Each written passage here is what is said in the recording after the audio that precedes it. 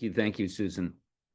She is the best, by the way. I'm just happy. The reason why I'm really here is because this way Susan and I get to catch up before I talk about what I'm about to talk about, which is likely the number one behavior issue in dogs. I say likely because there's really no data for sure to support that. Separation anxiety in dogs.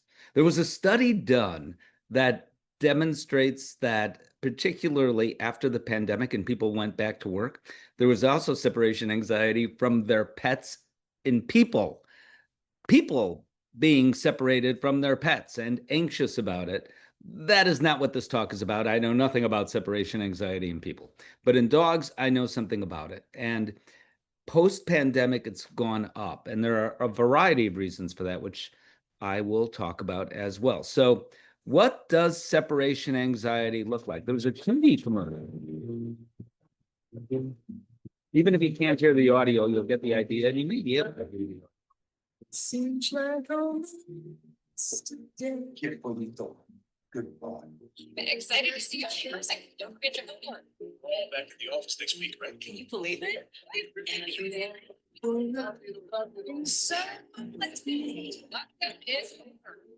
Thanks to be a good boy. Life is brief, but when it's gone, love goes on and on.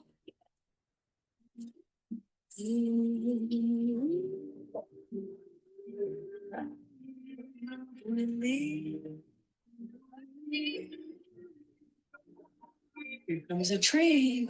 I knew you'd hear me.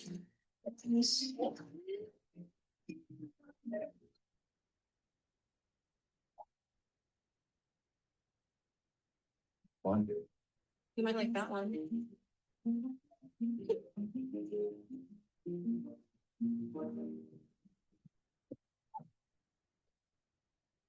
Life is brief, but when it's gone, life goes on and on.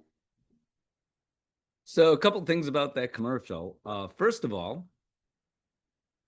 it shows the kids are going back to school or going back to wherever they go back to post-pandemic, I think was the idea of that. And that is greatly what I'll talk about. And I'll talk about why some dogs, then even who didn't have a problem before, now have one. So I'll talk about that in a moment. But about that TV commercial, no dogs with separation anxiety. The term is separation distress or separation anxiety. Separation. So dogs don't generally take valuable works of art off the wall. I don't know how a dog would do that. But if the dog does that, it's not when the people are home. If the dog is doing it when the people are home, then there's a completely different problem that has maybe everything to do with the dog's taste in art. I'm not sure, but it is not separation anxiety. Also, another dog can help in some circumstances or create things that make it really worse. It is certainly not the solution to separation anxiety. And I'll talk about what those solutions are, and I'll talk about getting a second dog or a second pet or a third pet in a few minutes. First of all, change. How do you respond to change? I mean, you yourself, think about it. So there's a big change in your life, whether it's an emotional change, a change that impacts you financially, a change just in your schedule. Even if you're retired and the health club you went to is now closed, then you have to go further away to go to a health club. Seems like a minor change, but to a lot of people, that can be a big change. And that's the point. What is a small change for you may be a really big change for someone you know, even your partner in life.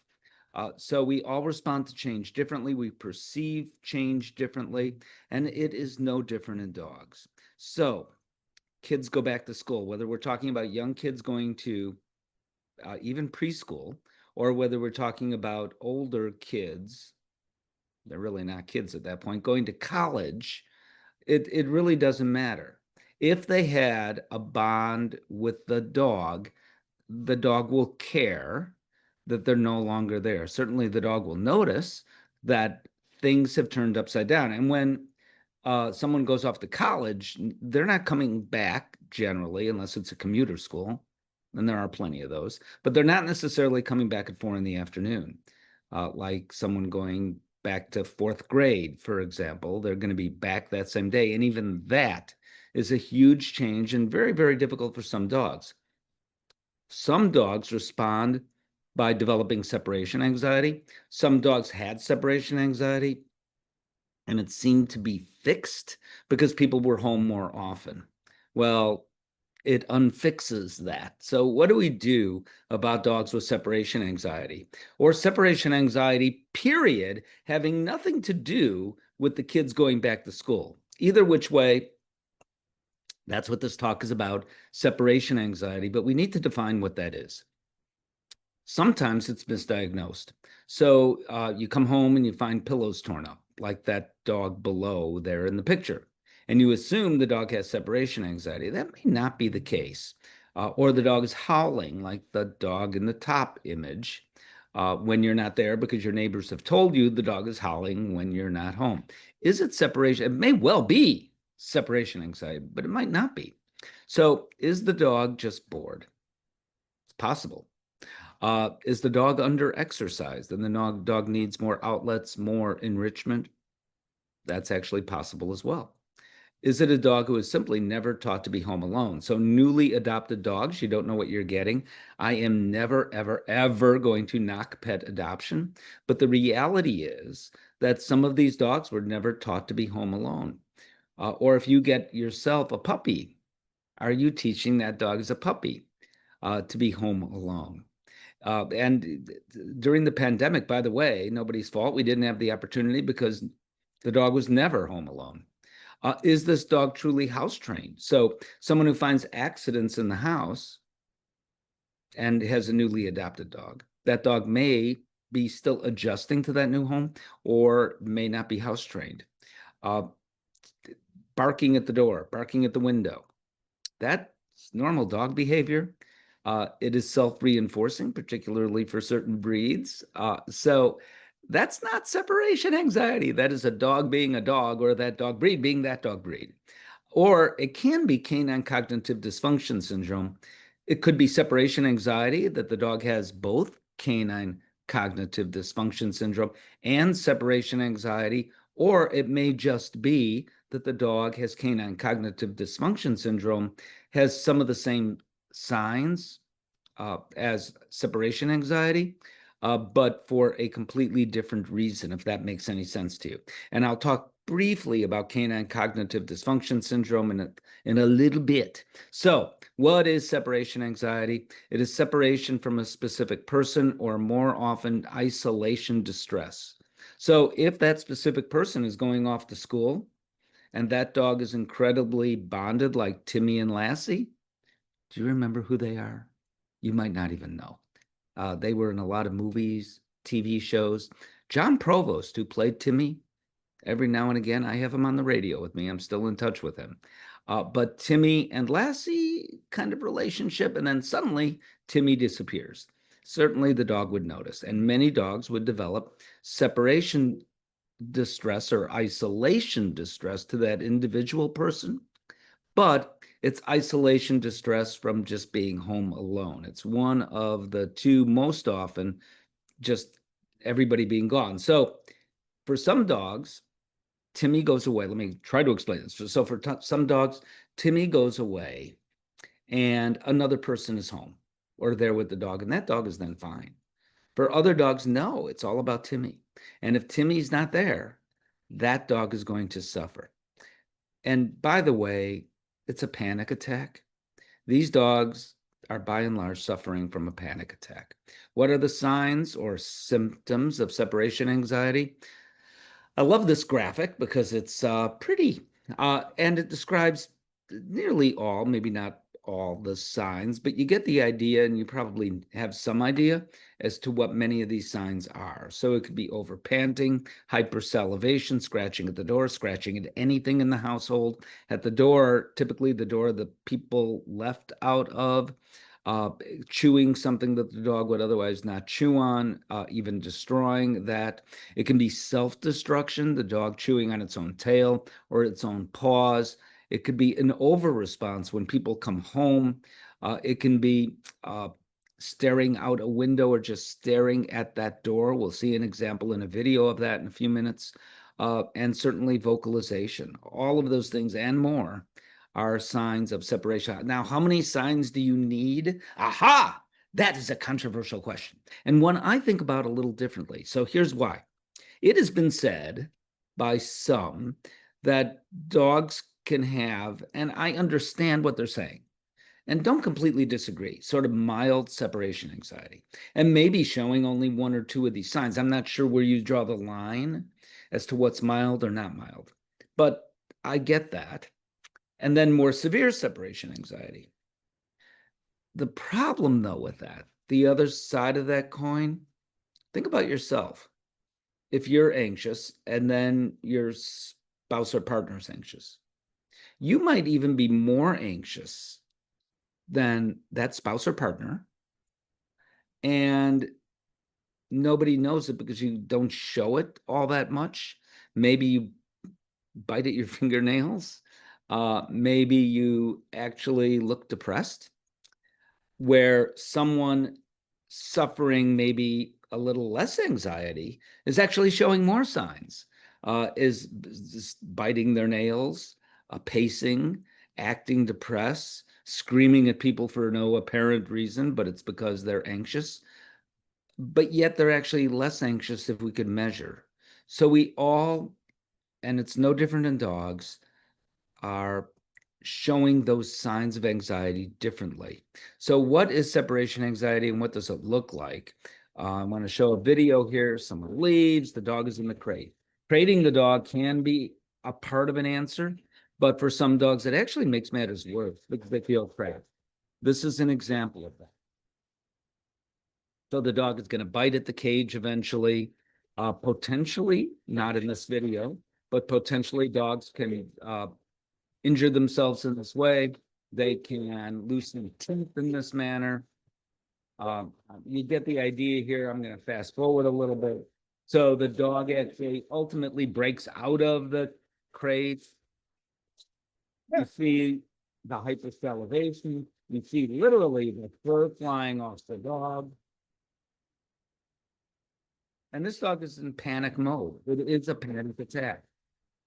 You fast forward a little more, dog eventually breaks out.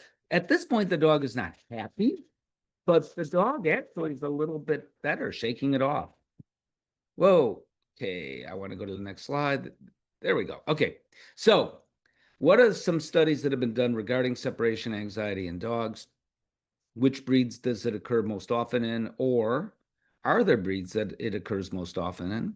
Well, the answer is we don't really know. So I show one study here that indicates 10 breeds, but there are many studies that have been done, and different studies show different breeds. So I don't know the answer to that question. It does seem overall the dogs most predisposed are working dogs, such as border collies or other working dogs, sporting dogs, like Irish Terriers. I didn't mean to say that. I meant I say Irish Setters, very different dog, which do seem, or English Setters, same thing.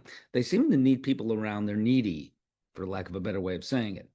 Is there a genetic predisposition then? Well, maybe. We just don't know enough about it. 57% of dogs, when they demonstrate this, do so between the age of about 1 to 5 years of age. Almost all of them, and this is important, that have one anxiety turn out to have more than one. So a dog with separation anxiety is likely to be anxious about other things. I will show you in a moment some of those other things and what they look like. 20 to 40% of behavior problems and 14 to 40% of referral cases. The numbers are probably, we don't know, double that, far higher. We don't know because that study was done pre-pandemic. More adopted dogs? Well, yes and no.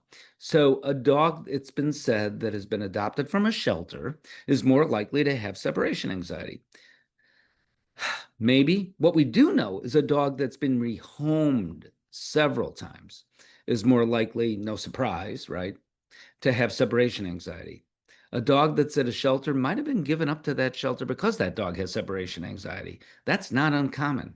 So Does getting an adopted dog mean you're going to get a dog with separation anxiety? It does not. Please keep adopting dogs. Neutering and living with a single adult human are risk factors. So neutering, I almost should take that out of this talk, because the overwhelming percent of people surveyed here had neutered dogs. So no surprise then, every dog with separation anxiety was neutered. Does that have anything to do with the dog being neutered? Likely not. However, interesting that living with simply one dog in a home does increase the odds of a dog having separation anxiety. So here are some of the other anxieties dogs with canine separation anxiety are likely to have. The greatest are loud noises. And when it goes down only to 30%, also have an anxiety to travel. The point is that if your dog has separation anxiety, or your client's dog, I'm talking here, I think, to veterinary professionals, mostly to pet parents. So if your dog has separation anxiety, by the way, it should always be diagnosed. I will say that probably 10 times in this talk before we're done. But that dog probably has other anxieties as well. This is incredibly important. This talk is incredibly important, not only because we're talking about the quality of life for that dog. As I said, it's a panic attack. People leave the house typically almost every day. So imagine having a panic attack every day. What's more, the family suffers. I know people with dogs with separation anxiety who then don't go out. Certainly, the dog doesn't have separation anxiety if the people go nowhere. When they do go out, that actually is abnormal for that dog. So it makes matters even worse for that individual dog very often. And it makes things incredibly worse for the family, because they feel, I can't go anywhere because of the dog. I understand that. And when the human animal bond fractures, as it does with some of these cases, or people feel, I can't do anything about it, but you can. Otherwise, I wouldn't be doing this talk. Then people feel, I've got no choice but to give up that dog to a shelter. And on occasion, just let the dog outside. So I've got the cure. You are about to see a first. Please note, this is it, the talk can end here. A cure for a dog with separation anxiety. This is the cure. About to see it now. Okay. Maybe not the cure. So, if possible, can someone stay home with the dog when the kids go back to school? In a lot of households, that's a crazy notion, because there is no one to stay home with the dog. But maybe grandma is living there or something for at least a week or two, and then gradually begin to go away. Another option for these dogs is doggy daycare. Now, some dogs don't care about doggy daycare because remember what I said, it's isolation distress, sometimes from a single person and sometimes from individuals, plural. So none of those individuals, unless they happen to work at the doggy daycare, are going to be there. And for some dogs, it's an easy solution. I could stop the talk right now. They're happy at doggy daycare. The problem is, even for that percent of dogs, whatever that percent may be, is it real life? Doggy daycare gets expensive, and at some point you may not want to do it because of the expense. At some point, you may not have the time to bring the dog over, or whatever. The doggy daycare is closed for whatever reason, and you still have to leave the house. So it can be a stopgap measure, certainly a good idea at some point in time, which I will explain, before the behavior modification, which I'll talk about, truly kicks in. Because while you're doing this behavior modification, ideally, you don't want to leave the dog alone at home. And for some dogs, doggy daycare can be sort of a stopgap in between. Well, you're providing either a psychopharmaceutical or a product that I will talk about called the Calmer Canine. Both of those possibilities truly do work. but they take a bit of time to kick in. So typically, so doggy daycare can be, there's something we could do in the meantime. For some people, some of the time, and for some dogs, some of the time. So here are some myths and what never to do, and I do mean never. Pet parents saying, I caused this. You did not cause it. Your dog sleeps in your bed with you? Wonderful. It doesn't cause separation anxiety. If your dog is 85 pounds and you want to roll over in the middle of the night and your dog is right there, maybe you lose some sleep, but it's got nothing to do with separation anxiety. The notion that it's not treatable, if it were not treatable, I would not be here talking about it, right? So yeah, it's treatable. It takes a bit of effort. It takes a bit of time, but it's treatable. Medication's only a last resort. I'm not going to talk in detail about medications. I'm not a veterinary behaviorist, but I will say they work. They do work. Some take time to kick in, and it can be a combo of medications that kick in soon while you're taking a more long-term option medication. The dog is being spiteful. No. Dogs don't think in the morning, I'm going to get up and get back at them. I'm going to poop and pee in the house because they left the house. Dogs do not think like that. The only rescue or adopted dogs are responsible for this, or more often responsible. As I explained, and I'm happy to do, again, that is not true. The dog isn't well trained enough. It's not a matter of training. Now, if there's a house training issue and it's not really separation anxiety, that's another story. However, you can have major psychological issues as a human being, see a therapist 5 times a day for your entire life, and still be a brilliant piano player and a genius. You see, I mean, you can be incredibly smart and still have these panic attacks. One thing has nothing to do with the other. And the idea that dogs with separation anxiety must be crated is wrong. As we saw, some dogs do better in crates, and it provides them a sense of security. Other dogs even get more panicked because they feel trapped. What percent? I don't know. To my knowledge, a study have never been done on that, but we know some dogs respond one way, some other dogs respond another way. We also know what doesn't work. So getting another pet can be helpful in some circumstances. But for the most part, getting another pet can create even more of a problem. So for example, your adult dog has separation anxiety, you get a puppy, and you're teaching the puppy all these things, and then you go out of the house and your dog is howling and barking and panicking, and the puppy, the new dog, is going to pick up on all those emotions anyway without even the dog vocalizing. Will understand in a way we don't understand that that dog is panicked. So that dog will actually learn, the puppy will, to be panicked when people leave the house. It may not be true separation anxiety. The same things may not be going on in the dog's brain in the same way, but the dog is still mimicking, if you will, the behavior of the other dog. So now you've got twice the problem. Being a pack leader, I don't even know what that means. So being dominant over a dog, first of all, makes no sense. I can talk about that for hours at another time. Being a good leader or teacher, sure. Yes. Separation anxiety has nothing to do with any of that anyway. It doesn't. Exercise. That's the cure. The dog needs to go out and run 5 miles. Well, now you've got a tired dog with separation anxiety. Can exercise play a role to help these dogs?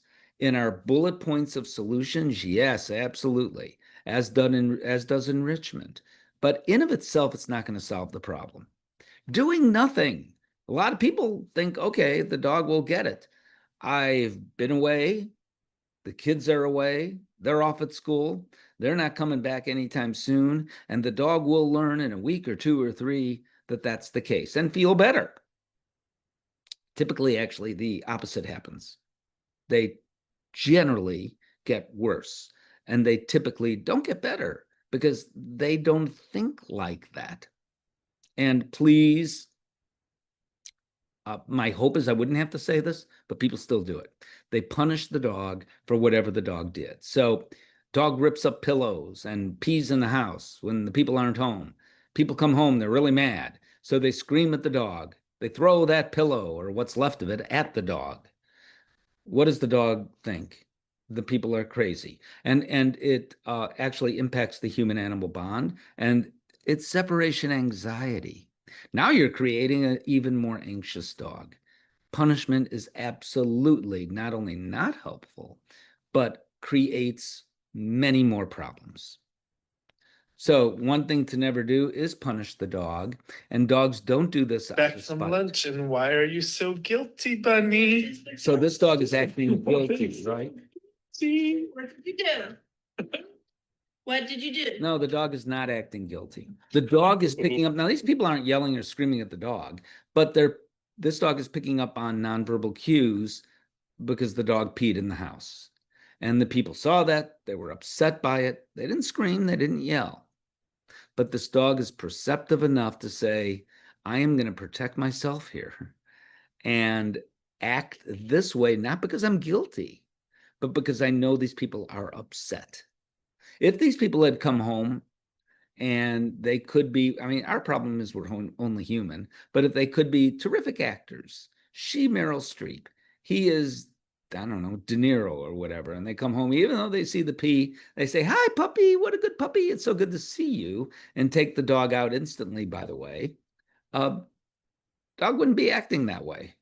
Back from lunch. So, to help identify separation anxiety, how do you do it? Now, years ago, I would have 5 slides on this whole thing. And, how do you determine if I don't need to do that anymore because there are cameras. And the cameras at one point in time were pretty expensive, but they're not anymore. You can get a camera for like 25, 30 bucks or less on Amazon and probably elsewhere. You can get 2 cameras for not much more money. You set up the cameras, by the way, most often part that you leave the house at that door, and then put another camera at another place if you can have another camera where you think the dog hangs out. And your camera connects to the phone, and you can watch your dog in real time and see what's going on. You could also save some videos to show a veterinarian. And once again, I feel really strongly that you don't know your dog as well as your veterinarian. What did he just say? Of course you know your dog better. However, it's like seeing the forest from the trees from the forest, whatever that expression is, because you live with your dog every day. And veterinary professionals see dogs every day. They may know dog language better than you and may be able to interpret in a neutral way what's going on with your dog. Is it really separation anxiety? Is that dog having a party because you're gone, barking and barking, having a good time? Or is that dog truly in panic mode? Be proactive. If you do adopt a dog from a shelter, even if you get a puppy, leave or begin to leave the dog home alone.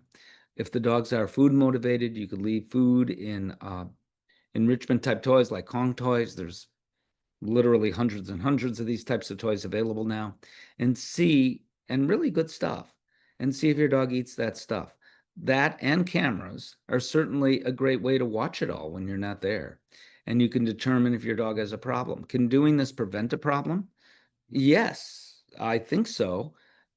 Again, no study has been done to define that, but I think so. I think we can. However, what do you do if your dog already has separation anxiety? And that's greatly what the rest of this talk will be about. Remember, these dogs are having a panic attack. And when you're panicked, like that dude is hanging out the window, not a good time to ask him to do your income tax return, even if he is an accountant, because he's panicked. And you can't think, and you certainly can't learn if you're in panic mode. So our first step is to adjust the brain chemistry so that dog is no longer in panic mode. Psychopharmaceuticals are one effective way of doing it. And for those people who say, I don't want to drug my dog, I get it, I understand, and you can stay firm if you want, but I will tell you what is better. And by the way, the notion that these psychopharmaceuticals are going to change your dog's personality, that's nonsense. If prescribed correctly, it doesn't make any, that's just not true. Will it make on occasion, depending on the drug, a dog a little more sleepy? Maybe, possibly, depending on the drug. However, is it better to be a little sleepy or groggy or panicked and actually thinking potentially I'm going to die? We don't know for sure what these dogs are thinking, or that he's never coming or she is never coming home again.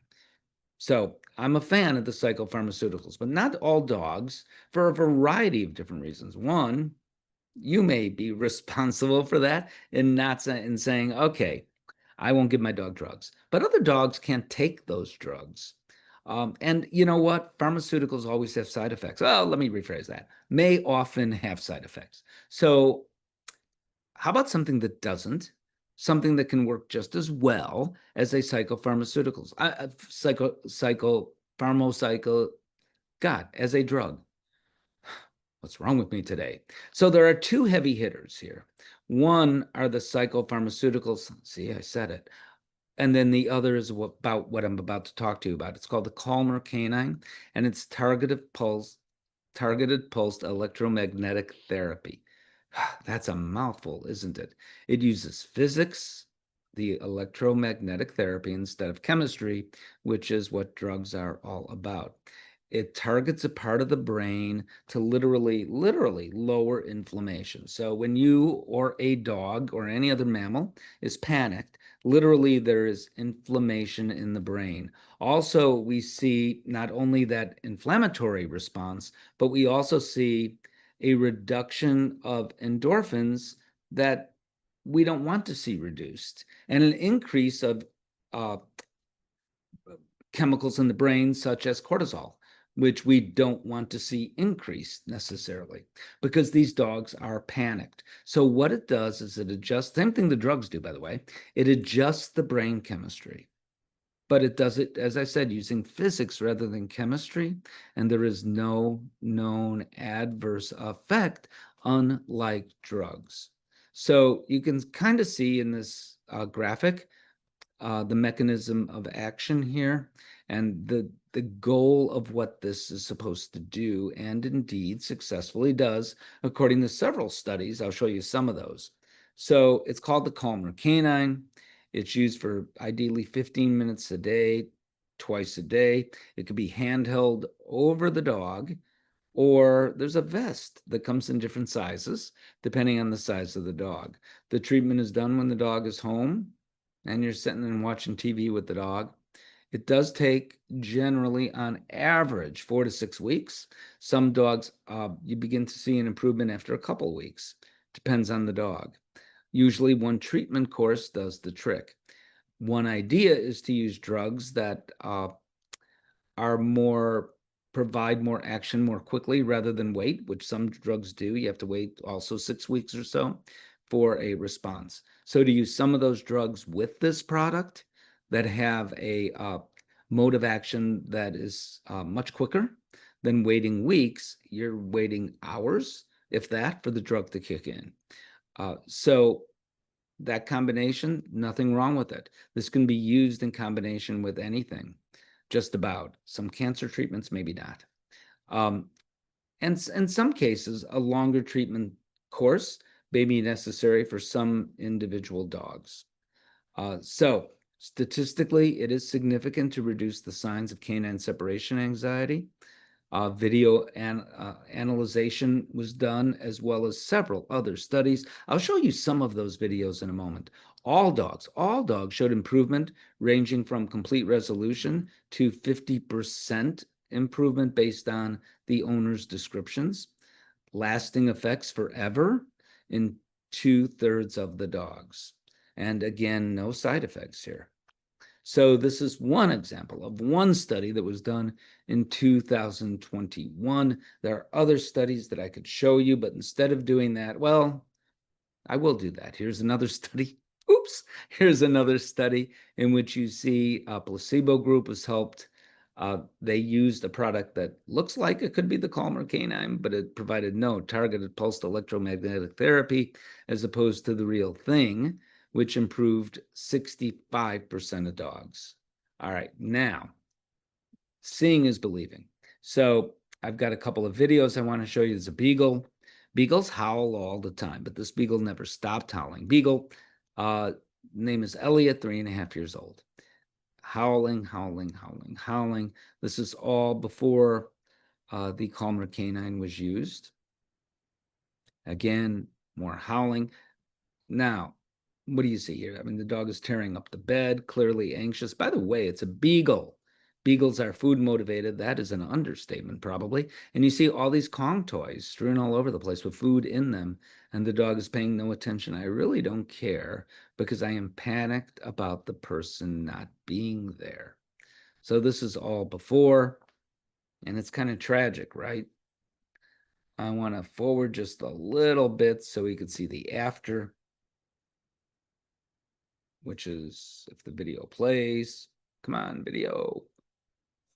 I guess I shouldn't have stopped it, right? There we go. We're going to see after. Now, this is only 1 month later. I said typically it can take 6 weeks to kick in. Not necessarily. So this is 4 weeks later. The dog is chewing at a Kong. Just a couple Kongs were left in the room. And now Elliot is just kind of relaxing. By the way, you could tell by the way a dog lays down and what its body posture is as to whether the dog is anxious or not. Clearly, Elliot was not. So before and after, you see the difference here. And it is quite stark. It's really incredible. So let's see another dog. So this dog's name is Cooper. I think the video is playing. No, the video is not playing, but now it is. So Cooper is, you'll see, and I think the word I was looking for and couldn't think of is hypervigilant. So dogs that are hypervigilant, not necessarily barking at the window or door, but staring at it and pacing perhaps back and forth. That's another sign of separation anxiety. However, Cooper here is barking. Now, a month later, look how the dog looks like a doll to me. The dog is just laying there very comfortably. You can tell by the way a dog is moving or laying down if the dog is tense or anxious, showing signs of stress. Dog is just hanging out. That's all. And instead of looking, he looked up at the window for what, a second, and now is laying on his side, which is a sign of a relaxed dog. Again, here's the data before and after, watching exits and being hypervigilant, way so before. And a month later, not so much. Again, this is only after 1 month. After 6 weeks, I assume, I don't know this, but I'm making it up, that it looked even better because it likely would, statistically based on other dogs. So the thing about this product, it can be the first line in new cases instead of medications for those who prefer. There's a cost to it, but there's a cost to medications too. So it might actually be a savings.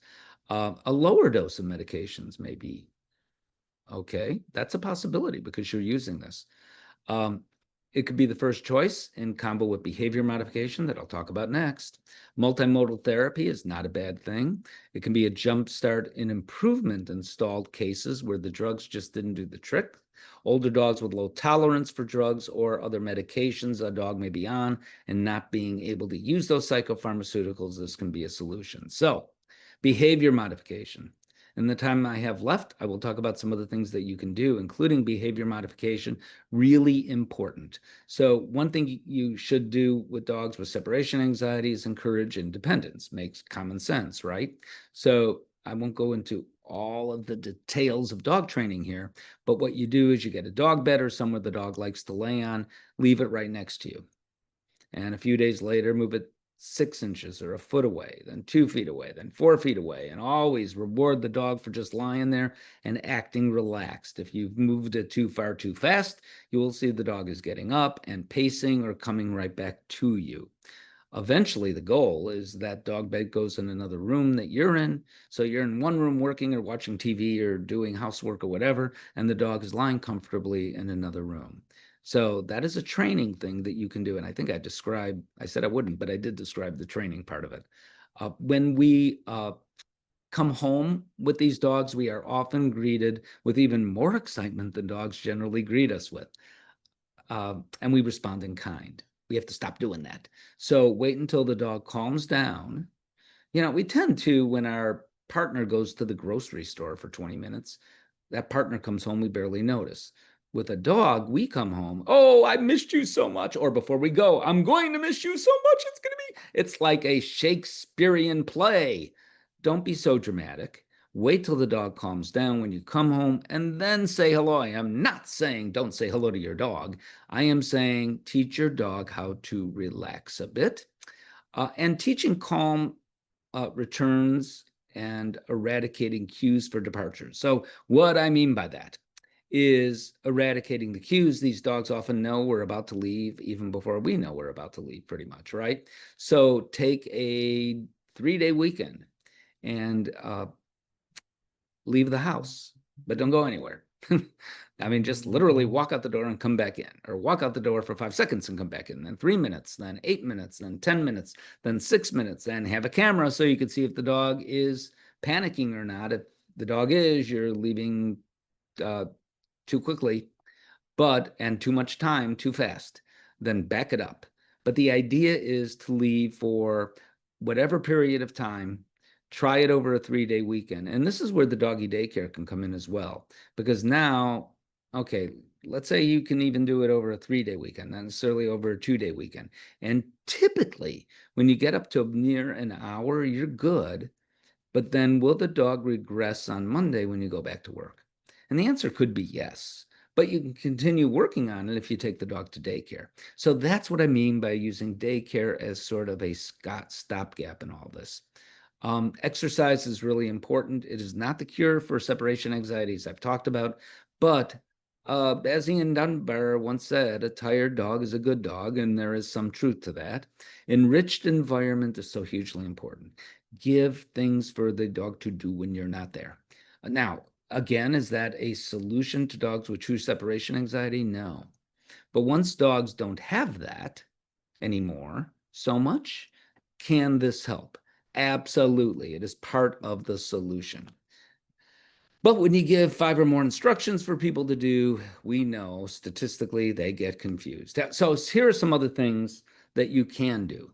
Calming Care by Purina Pro Plan is a supplement that contains a probiotic that can help relax dogs. We know there is a relationship with the gut and the brain. And I mean, think about it, right? I mean, if it sounds crazy, just think about it. You are incredibly nervous about a job you're applying for, right? And you're going in to apply for the job. We know what can happen before you go in to apply for the job. Your stomach tells you, I'm pretty upset about everything, right? So there is that relationship between the brain and the gut. We're learning more and more about that. There are literally likely 100 or more nutritional supplements on the market now.